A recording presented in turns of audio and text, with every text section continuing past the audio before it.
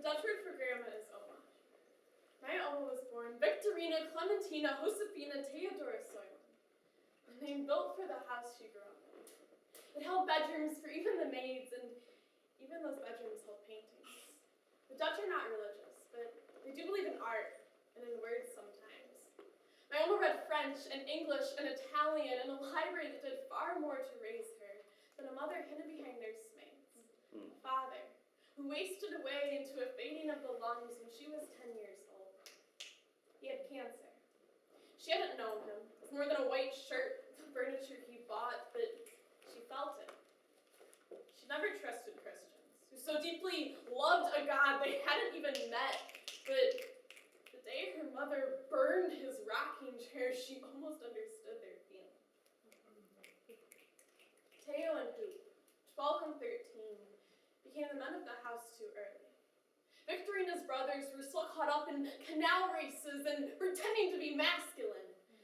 She thought she'd fill the house herself if they let her. Bring back not only the maids, but the music, the paintings. She kept forgetting that even in happiness, the Dutch only decorate in blue. She wanted to forget, but it was 1930. That no matter how many books she read, there would never be one that told her how to take it anywhere but the unused dining room, the library. She may have been the smarter one, but Teo and Hoop were the ones who got to hope for something beyond wood floors and silver sets and believe in it. Until it became 1939.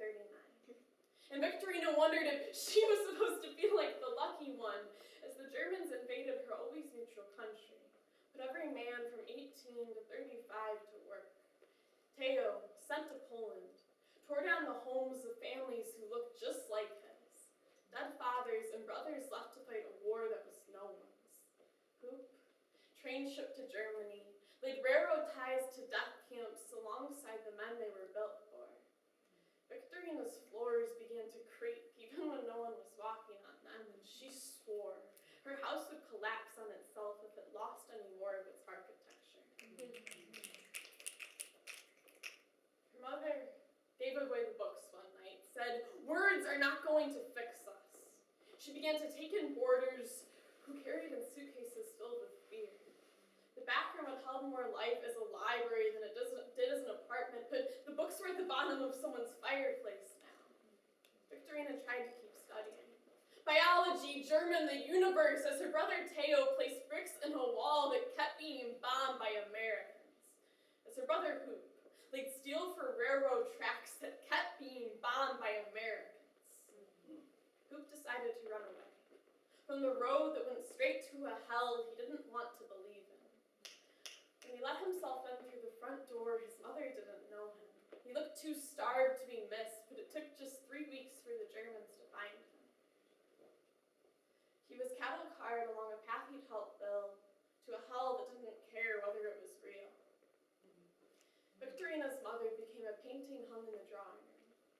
When Teo came back, he imitated the ghosts of Hoop and his father by not being there at all. The war was supposed to be ending, but Victorina still tasted steel. The only calm she found was in the work-worn arms of a poor man from the South who called her Victoria and promised her.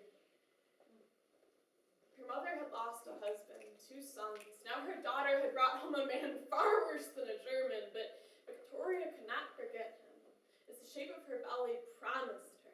She had to find a future more certain than the words that had never held her. She was married.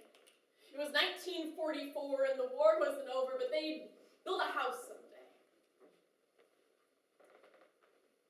My mother was born in Kansas. 3 days after, her mother, father, and brother stepped off the boat. On her birth certificate, my Oma's name was misspelled.